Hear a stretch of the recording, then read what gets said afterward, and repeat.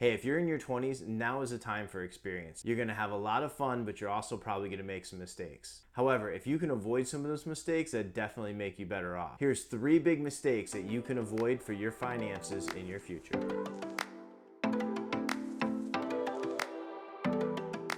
I'm Bart Mazur, and for over the past 10 years, I've been working with young families, teaching them how to overcome their biggest financial challenges and giving them the tools and education they need to crush it financially. Mistake number 1, picking the wrong major in college. What's the point of going to college in the first place? It's to get an education, get a degree, so that way you can be better in the workforce and make a lot more money after college. However, if you pick the wrong major, it could cost you dearly in the end. You see, you rack up student loan debt, you get out of college, your job might not return the amount of money you need in order to pay back those student loans. And in this case, it might actually be better if you didn't go to college at all. And I know I'm gonna catch some flack for that, but really you gotta do the math and figure out what your return on investment is. So that is one of the biggest mistakes that people make, is they're conned by their guidance counselors into going to college, and their family thinks it's the best thing in the world, but really all you're doing is racking up $200,000 in debt to make the same amount of money as if you had just stayed and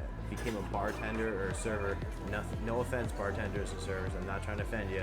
It's just the reality is, I know a lot of college grads that are working in jobs that they could have gotten without going to school. So racking up student debt, picking the wrong major that's not gonna give you more money when you get out of college or enough money to pay back your degree, that's not a good idea, so avoid that mistake.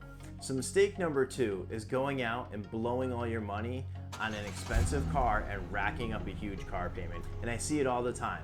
People get out of college and they get their first job, they're really excited, they think they can afford the payments, and they go out and they buy a $30,000, $40,000, $50,000 car.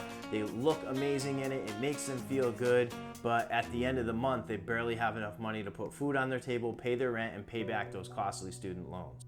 Now, I'm not saying buy your first $500 junker that's just gonna fall apart in 2 months either. And you definitely need a safe ride. Now, the smart thing to do is to look for a car that's between that $7,000 to $12,000 range. It's about 4, 5, 6 years old, and it's got about maybe 45 to 70,000 miles on it. It's gonna be safe, it's gonna be clean, it'll be reliable, but you don't have to spend a ton of money on it. You don't need to get a huge name brand car that you think is fly, looks good, whatever for your Instagram. The reality is it's gonna crush you financially because you're not gonna have enough money to cover the day-to-day. So avoid that mistake, you'll be way better off, and nobody really cares what your ride looks like anyway, to be honest. All right, so if you clicked on this video, you're probably in your 20s or something like that, so you know how important in social media is to hit the like button and comment and do all that stuff. So this is my one plug or an ask to, if you guys can help me out, definitely appreciate it. So the third biggest mistake is not investing right away. You get your first job and then you go out and you buy a car and you try to pay back your student loans, you do a whole bunch of different things, you get an apartment that is way too expensive and can't afford, you do all this stuff, go out to the bar all the time, whatever, and you have a good time. However, every year you're not investing, you're losing tens of thousands, even hundreds of thousands of dollars. Let me give you an example.